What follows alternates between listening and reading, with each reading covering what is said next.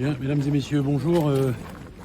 Je me suis transformé aujourd'hui en chef de chantier, si j'ose dire, pour venir voir l'avancement de cette maison d'arrêt de Troyes-Lavaux. Je veux d'abord sincèrement et chaleureusement remercier monsieur le maire de Lavaux, monsieur le maire de Troyes, sans qui rien n'aurait été possible.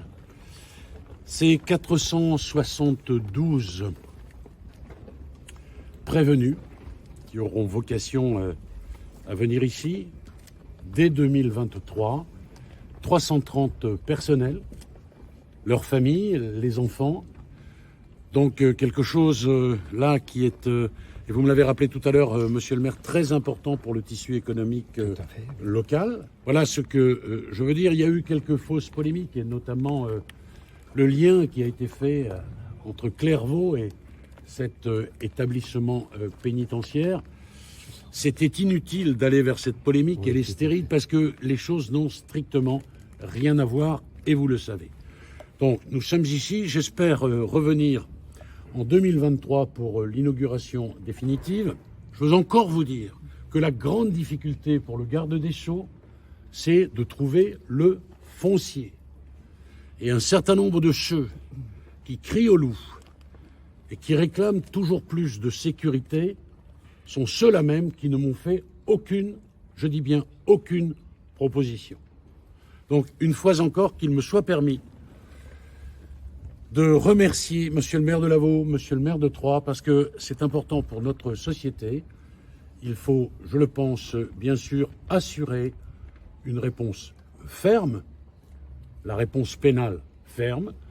Il faut que ça se fasse à la fois dans des conditions dignes pour les détenus, et également dans des conditions moins inconfortables pour les personnels pénitentiaires qui constituent la troisième force de sécurité dans notre pays et qui méritent bien sûr tous nos égards et toute notre attention. Vous parlez des difficultés à acquérir du foncier.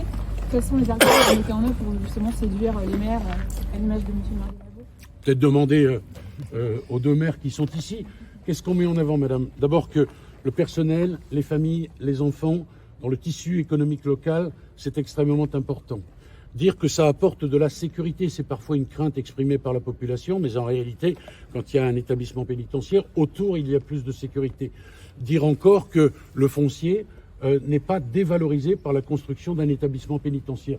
Vous voyez qu'un établissement pénitentiaire comme celui-là, ça n'est pas les vieilles prisons qu'on construisait autrefois.